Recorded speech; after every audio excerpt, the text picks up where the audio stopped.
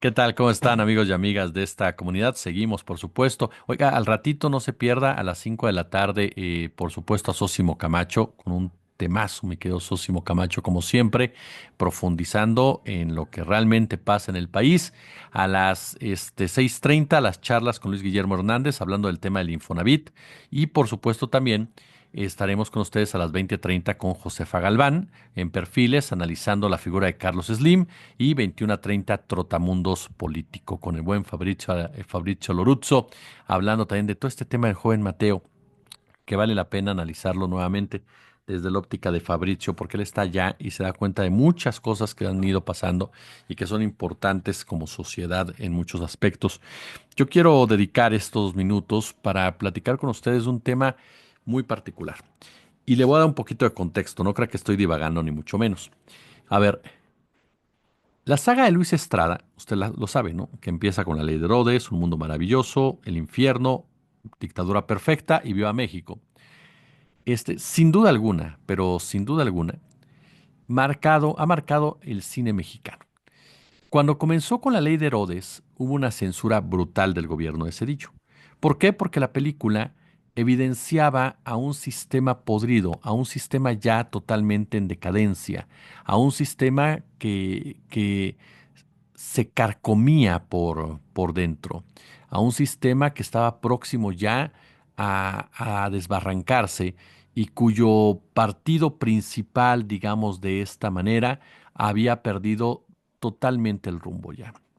Era ya más un obstáculo, era ya más una piedra para el país que lo arrastraba directamente, una piedra amarrada al cuello que arrastraba al país a su propia destrucción.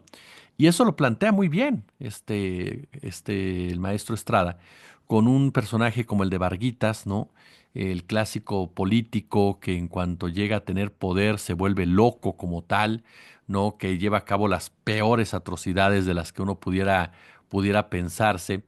Y por supuesto, con el gran Pedro Armendáriz, con el gran maestro también Ernesto Gómez Cruz en el papel, pues sí, de esos políticos, ¿no? Que están esperando siempre un hueso mayor, que disputan la presidencia de la República, que hacen de la política su forma de vida y su verdadero negocio, la corrupción política, de la cual no se salva el PAN, en donde el maestro Eduardo López Rojas personifica muy bien ese panismo hipócrita, ese panismo moralino, ese panismo que de tanta moral tiene doble, con la esposa que anda poniendo en el cuerno al esposo, con el panista que es un pederasta, y por supuesto al el crimen organizado de la mano de la hermosa, siempre hermosa Isela Vega, ¿no? Que como Doña Lupe, bueno, está espectacular, y ni qué decir de Manuel Ojeda, que representa al empresariado, ¿no? Cómplice, extorsionado, a la vez jugando un papel. Ese fue el único personaje que algunos criticaron, porque consideraron que Estrada había sido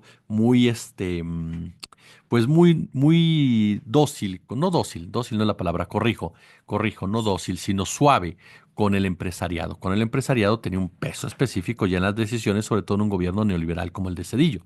También, por supuesto, aparece el gringo, no representando a los abusos de los Estados Unidos. Y después viene una película que ha sido muy escondida por los medios tradicionales que tienen los derechos. Televisa le escondió durante años esa película. Y que a mí me parece la mejor de todas, les soy honesto. Creo que El Infierno es una gran película. La Dictadura Perfecta está muy bien. Viva México ya no me gustó tanto, les soy honesto. Pero el caso de Un Mundo Maravilloso, qué joya, de verdad, qué joya. Yo se la recomiendo muchísimo, véanla, porque es una crítica durísima al sueño neoliberal que no se llevó a cabo. Hay una parte en donde el personaje Antonio Serrano, que es el secretario de Hacienda, dice, o sus asesores, que son José María Jaspic, Plutarco Jasa, muy jóvenes todos, dicen, pues no se puede acabar con la pobreza, entonces, pues acabemos con los pobres, ¿no?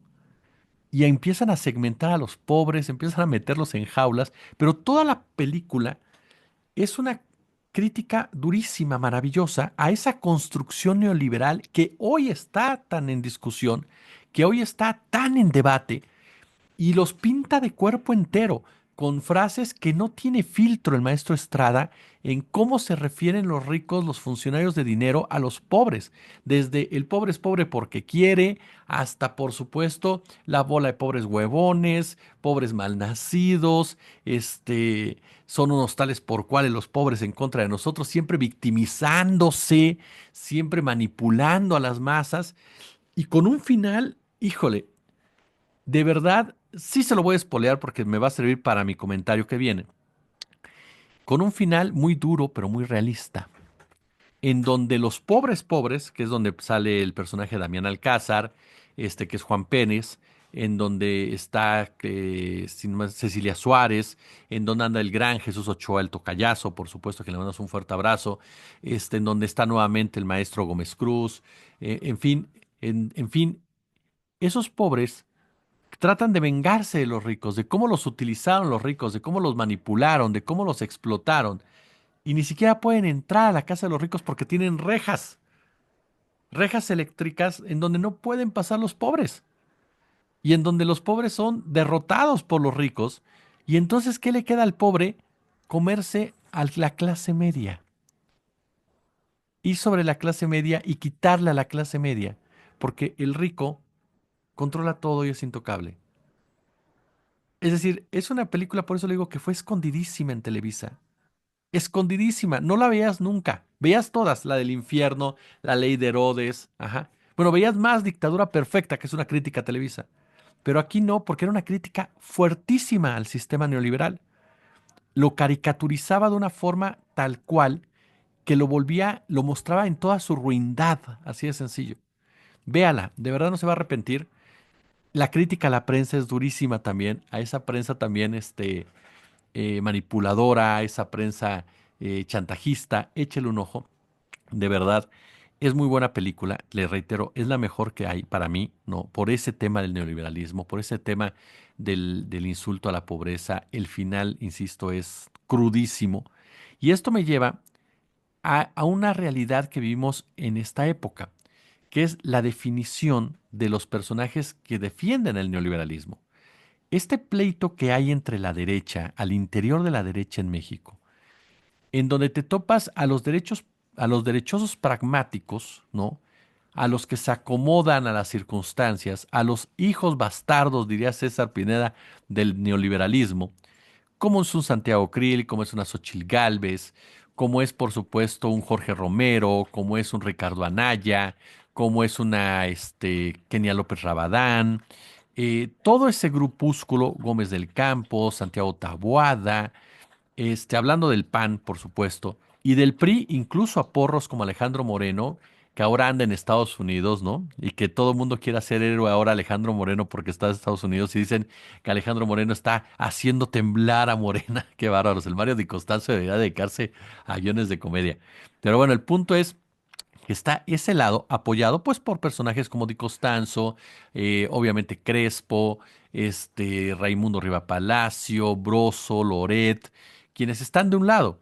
Pero está la extrema derecha desatada completamente y los está retando, los está enfrentando, los está cuestionando, los está evidenciando, los está ridiculizando incluso en esa lucha por el control narrativo en donde el neoliberalismo trasciende a los libertarios como tal. Eso es lo que pasa ahora. Los libertarios no son más que los hijos bastardos del neoliberalismo o los nietos bastardos, digámoslo así, del neoliberalismo. Y porque son los mismos a final de cuentas. Yo sé que usted me dirá, no, este concepto no, no, vámonos al fondo. El neoliberalismo y los libertarios lo único que buscan es potencializar a las oligarquías. Y si no, vea lo que hizo Milei, donde transó a todos sus fanáticos, que son el pueblo, ajá, para el beneficio de una élite. Vea lo que hace Trump. Engaña a una sarta de personajes que lo siguen y no se dan cuenta que todo lo que hace es para beneficiar a las élites. Entonces, esos son los libertarios. Y ese es un Ricardo Salinas Pliego, por ejemplo, ¿no? Que quiere manejar y manipular a todos los jodidos, perdón que lo diga así, lo digo con sarcasmo y con cierto dejo de amargura, pero que quiere manipular a toda la clase proletaria, que quiere manipular a las clases vulnerables, a las clases afectadas, para su propio beneficio. fingiéndose víctima, héroe. Es lo mismo. Y eso lo vemos en la película que le digo de Un Mundo Maravilloso, que fue hace años. Ajá. Damián Alcázar no tenía canas. Entonces, fue hace años. Ajá. Y hoy lo vemos retratado con una fidelidad brutal, desde su egoísmo, su deshumanización, su repudio a los pobres, su darwinismo social, su aporofobia, todo ello en un momento en el cual la derecha busca, que se canibaliza la derecha. Algunos brincan a Morena y a la 4T, por eso hay que estar muy atentos con esos personajes. Por eso vale la pena ver en narrativas. Pero otros están ahí en su propia trinchera porque están ya demasiado, ensimismados que es difícil que se muevan hacia otro lado. Y en su propia trinchera se están canibalizando. Y un ejemplo de ello tiene que ver con una disputa de tweets, pero maravillosa, a raíz de una columna de uno de los periodistas de derecha, que es Salvador García Soto. Salvador García Soto es un periodista de derecha. Es un periodista como puede ser Loret, como puede ser Pascal Beltrán, y todo ello eh, quienes manejan el tema neutralidad como carta de presentación, pero no es así. En realidad son periodistas que tienen una visión más cercana al corporativismo, una visión mucho más cercana a lo que es la mercantilización de la noticia, a normalizar las relaciones de la vieja prensa con la política y con el poder económico. Y Salvador García Soto da una columna en el Universal en donde no la puedo leer porque no estoy suscrito al Universal, pero me voy a tomar de una captura de pantalla. Pero para no hacernos tanto tiempo, eh, tuitea o postea Salvador García Soto con una relación cercana que empezó siendo de negocios y hoy se volvió política. Hoy Ricardo Salinas Pliego se ha convertido en el abanderado en México de la ofensiva trompista contra las izquierdas en el mundo, con una ruta que lo llevará ante el enojo y el ataque morenista al 2030. Si usted lee exclusivamente esto, pues parece incluso una parte, ¿no?, de toda esa campaña, ¿no? Esa campaña que busca posicionar sí o sí, ¿no? Al tío Richie, en cierta manera. Sin embargo, dice Trump y Salinas Pliego. Fíjese usted el título que maneja el editor o Salvador, del golf a la política. Y hace todo un paralelismo precisamente sobre estos personajes. ¿Qué cree? Se enojó el tío Richie. Y claro que se enojó, porque Salvador, al ser un periodista de derecha, evidencia una de las cartas de la ultraderecha, evidencia el juego de la ultraderecha en una columna que sí podría tomarse como analítica, tomarse de opinión, que a lo mejor puede ser el origen, pero que es utilizada en toda esa disputa caníbal entre las derechas. Ajá. Y entonces el tío Richie se enojó al ser evidenciado, porque ojo, le voy a decir una cosa, varios personajes de izquierda han dicho lo mismo. Su servidor también, pero yo no soy tan importante como García Soto, los que lo han dicho, de izquierda. Ellos sí lo han dicho y lo han sacado y lo han publicado. Ajá. Y nunca has visto una respuesta del tío Richie como la siguiente. Ah, cómo escriben pendejadas. ¿Quién le pagó para escribir tremendas estupideces? No quiero ser políticos. Tumbaburros fue quien me platicó sobre el CEPAC en la rodada de los 20 años de Itálica. Y yo ya tenía rato queriendo ir a saludar a mi amigo Javier Milei. Ajá. A Javier lo conozco desde hace 10 años cuando lo invité a México a dar pláticas. No, yo no cambié la palabra gobiernícolas por zurdos de mierda. Simplemente la segunda los describe mejor y hoy utilizo las dos. Defiendo la libertad, el libre comercio y le exijo a los zurdos de mierda que hagan bien su trabajo. Es tan sencillo como eso. Así que sáquese la cabeza donde la trae metida y normalicemos exigirle a nuestros empleados ratas de gobierno que trabajen, cumplan con la gente y no roben. Aquí, obviamente, Salinas Pliego miente y miente brutalmente. Así, él utilizó el término gobiernícola y ha utilizado el término zurdo de mierda. Yo no sé si él lo creó o no, pero lo ha utilizado como parte de una vertebración del discurso de derecha. Cualquier persona con capacidad política, análisis política, se lo puede decir. Y la propia gente que lo asesora, Salinas Pliego, lo sabe. Él aquí está tratando de salirse de una esfera pública en la que él mismo se mete, pero desde la óptica de que no, soy un ciudadano. ¿Por qué? Porque esa es la justificación de Trump, la justificación de Milei, la justificación de Abascal. Sí, somos ciudadanos preocupados por la política. Tengan que. Son gente, son empresarios metidos a la política, ajá, que quieren el control político, punto, para hacer lo que les viene en gana. Así de sencillo. Y tienen a sus payasos como Milei, como Bukele, como Verástegui, ajá, Pero ellos, claro, es como Musk, todos ellos, no van a decir somos ciudadanos preocupados. No, hombre, si eso quisieran, páguenle mejor a sus empleados. Déjense de tonterías, denle seguridad social, quítense de cosas son tan obvias. Entonces, claro que Salinas Pliego intenta desviar la atención. ¿Por qué? Porque es parte del discurso de derecha, decirse ciudadanos, ajá, decirse ajenos a la política porque estamos fuera del statu quo, del establishment, porque eso vende en un sector de la población que está de los ciudadanos, de los políticos, ¿me entiende? Ese es el tema. Obviamente, pues ya hubo la respuesta de García Soto, ¿no? Que le dijo abiertamente, nadie me paga más que mi periódico y lo escribo porque me da la gana, igual que usted las escribe y las hace, o cree que solo usted tiene la exclusividad de decir pendeja, no que muy partidario de la libertad, o acaso solo defiende la suya. Bueno, eso que le pongo, que parecería ser un simple mestizaje de la derecha, no, es el canibalismo en la derecha. Por eso le daba el contexto de a qué lado está García Soto y quiénes son la disputa entre la ultraderecha y la derecha.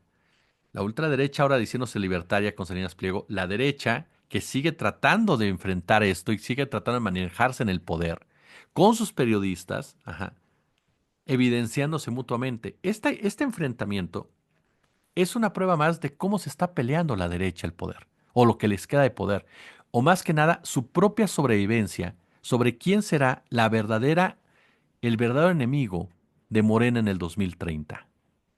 Así de claro. Este es el fondo de una disputa que va más allá de los insultos entre el periodista y el empresario, ambos representando a una corriente al interior de la propia oposición que están peleando hasta la saciedad por ver quién se queda con la torta. Ahora, no se vayan a atragantar, por supuesto, porque ninguna de las dos partes ha mostrado la mínima inteligencia para hacer una verdadera oposición más allá de sus constantes intentos de sabotaje, y de esperar que las cosas le vayan mal a la cuarta transformación. Por eso les he dicho siempre, no veamos el árbol, veamos todo el bosque. Y en ese bosque nos topamos precisamente con una disputa que, carajo, viva la libertad, dirían por ahí, ¿no? Entonces, vea la película que le dije y se va a encontrar a varios de estos personajes por todos lados. Y ahí lo tiene usted. ¿No? Pulgares arriba si les gustó esta colaboración. Compártanla, por supuesto. Échele super chat, échele super gracias. Y ya lo sabe, como siempre, un gusto, como siempre, un verdadero placer. Suscríbase a nuestro canal alterno, en donde sabe que los domingos habrá comentarios de su servidor. Toda la semana estamos subiendo entrevistas, una mesa el sábado y vamos a irle metiendo más contenido, por supuesto, con un poquito de calma, pero vamos a meter más contenido. Tenemos por ahí dos proyectos muy buenos que vamos a desarrollar con ustedes para que ustedes también, por supuesto, los disfruten para el fin de semana. Yo, como siempre, les agradezco el favor de su atención, les mando un fuerte abrazo y al ratito en el otro canal, no se pierda, 5 de la tarde, Sósimo Camacho en Zona Cero, 18:30, charlas con Luis Guillermo Hernández, 20:30, perfiles con Josefa Galván, Trotamundos Político con Fabrizio Almazán, con Fabrizio Loruzzo, ¿cuál Almazán? Fabrizio Loruzzo, un fuerte abrazo, por supuesto. Almazán era un amigo mío de Radio Centro, a quien le mando un fuerte abrazo. Gracias, hasta pronto.